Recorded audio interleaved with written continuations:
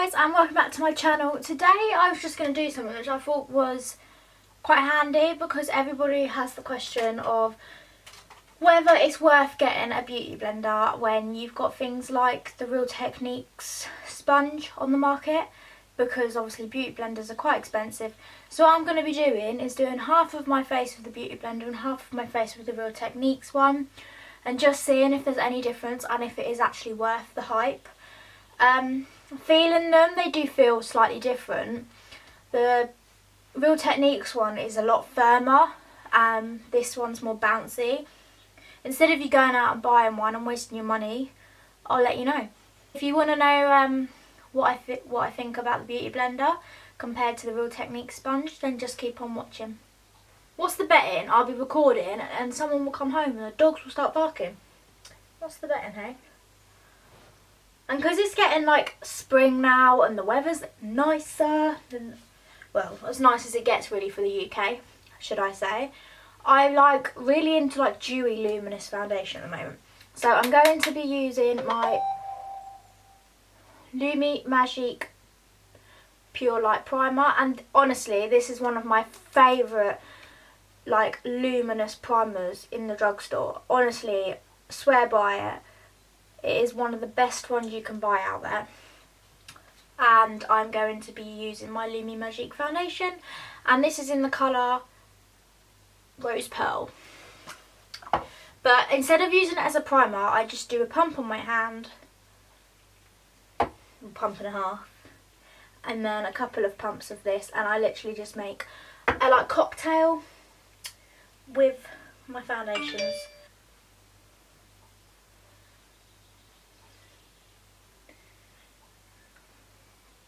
I think I've made a bit too much. I think I've made too much of a cocktail on my hand. I must say though guys that I can work with the beauty blender dry, but I physically can't work with this one dry. It's just so like, it's like sandpaper on my face. So I have noticed that different. So I'm going to be using my beauty blender on this side.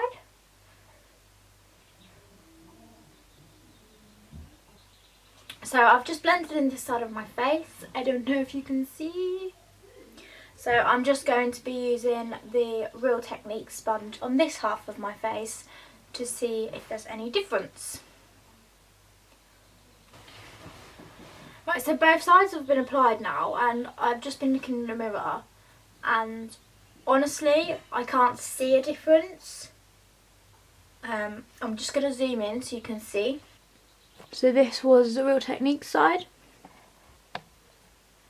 and this was, sorry about my little spot there, this was the beauty blender. I don't know what you think, but I cannot see a difference. If you're looking for a, I know I said I was just going to do makeup and come back, but I just thought I'd have a little chit chat with you because I feel like I haven't for a while. If you're looking for a really good highlighting concealer from like Superdrug or something, definitely try out this Max Perfection one. I really like it, and it's not, and because I use quite a lot to highlight, it's not a thick one either, so it's it doesn't go cakey or anything, and I really like it. It does the job perfectly, and because I use so much of this stuff, I go through one every like 3 weeks. I don't particularly want to be buying like a really expensive one, so yeah, if you're like me and you use a lot of it, definitely check this one out. It's good. So that's handy. So I'm concealing my eye with my beauty blender on this side, and then this side. This definitely soaks up more water than that one. I wet them just the same amount for the same amount of time because I had them in my hands at the same time, and this one feels a lot wetter. I've also just applied them with my blenders, And looking really closely, I feel like the Beauty Blender one under my eye has slightly caked up more than the Real Techniques one. I've got hair on my chin and it's really irritating me and I can't.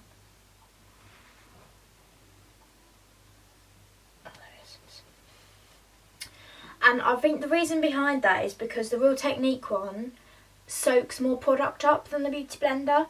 So if you're using these to conceal with, like how I do, I'd just stick with one of these. Because they're inexpensive and just as good, in my opinion. But obviously you're saving yourself product with this because this doesn't soak up as much product as this one. So guys, in my background, see at the moment you can't really see it that much because I'm quite zoomed in, and I'm going to be having like a stag's head put up. Would you call it a stag's head? I think it is. But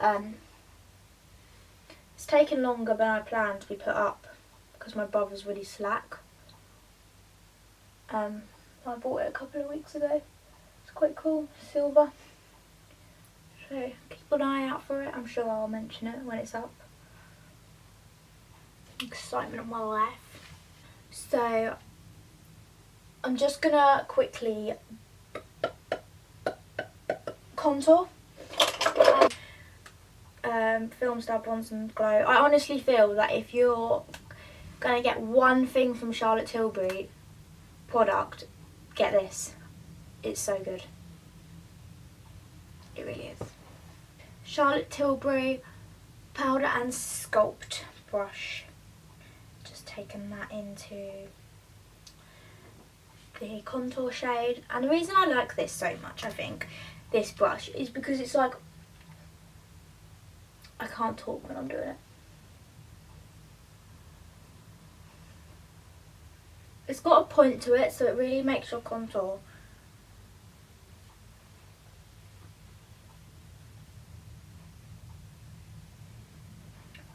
on fleek. If I just said that. Then I'm going to be going in with bronzer with my Calvin Klein Sundance bronzer. I've just applied my blusher and I've been using this Revolution Make Love instead, and I've really been liking it, guys. It's like a pinky kind of coral and it's ever so pigmented and it's literally like £2.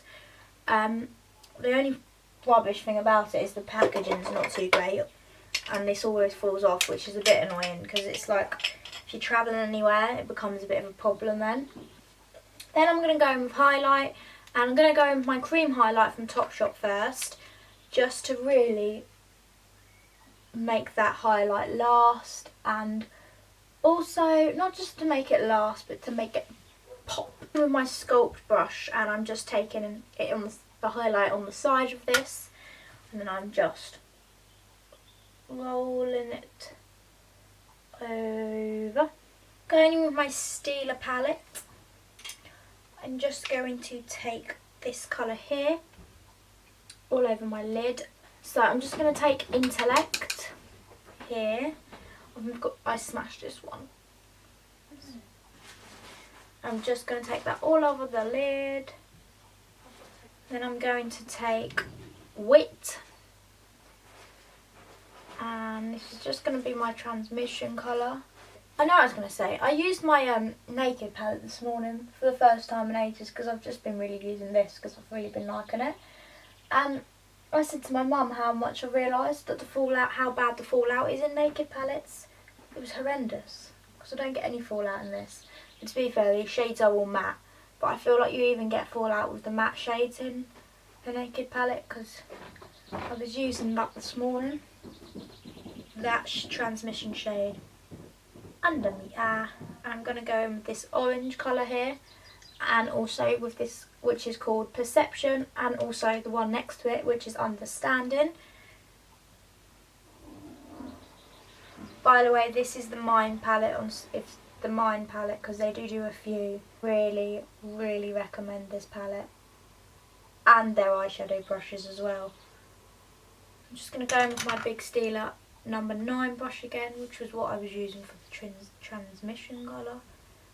and just blend that all together. I'm going to be using my combination that works the best for my eyelashes and the only ones that work for my eyelashes, and this is the L'Oreal Telescopic Mascara in extra black. And then I also, after that, this kind of lengthens them, and then to add a bit more volume I'm using the L'Oreal False Lash Sculpt Mascara, which is brilliant because it also tight lines your eyelid a little bit. Not perfectly, but just a little bit, so when you're rushing in the mornings and stuff, it's done. It's done the job for you. This is the overall look today, and as you can see they have both applied very similar under my eyes.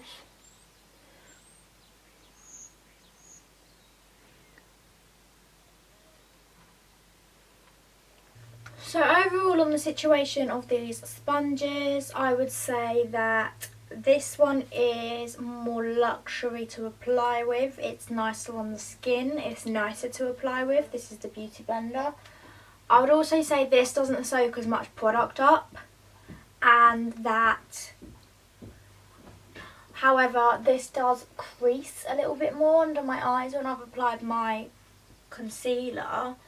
And a reason for that, I think, is because it doesn't soak as much product up. So any excess product that I've got there, because I apply quite a lot of concealer, is why it's creasing. This one is not as nice to apply with, especially when it's dry. It's almost like sandpaper. Like I said earlier, I can apply with this dry, but this one I just can't. This is a lot firmer. It also holds a lot more water, holds a lot more product, so you can end up wasting quite a lot of product with this.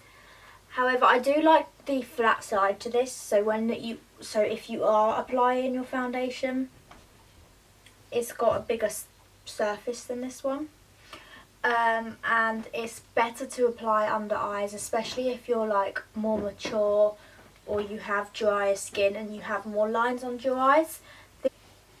This one is better for probably more mature people under their eyes, I'd say.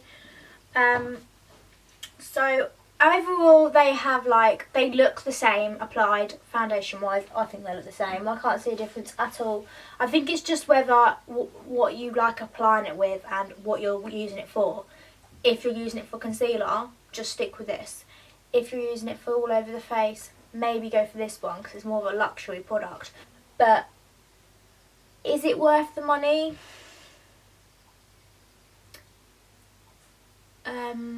No, I don't think so.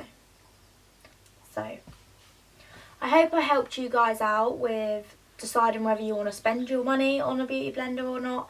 And I hope you enjoyed. And remember to subscribe, give it a thumbs up, and let me know in the comments below if you want me to do any other videos. And I'll see you again soon, guys. Bye!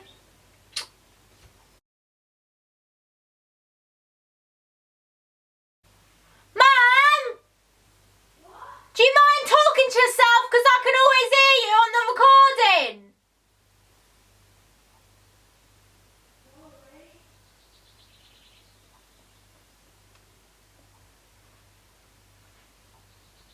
recording. Nutter. What a nutter.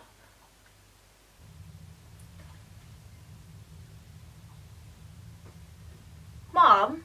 Yeah? What are you doing? Are you spying? No, I'm folding all the stuff. Bullshit, you're listening to me. No. You are? Upstairs. You want to get some makeup tips off me, don't you, Mum? Yeah. Because I do my makeup better than you.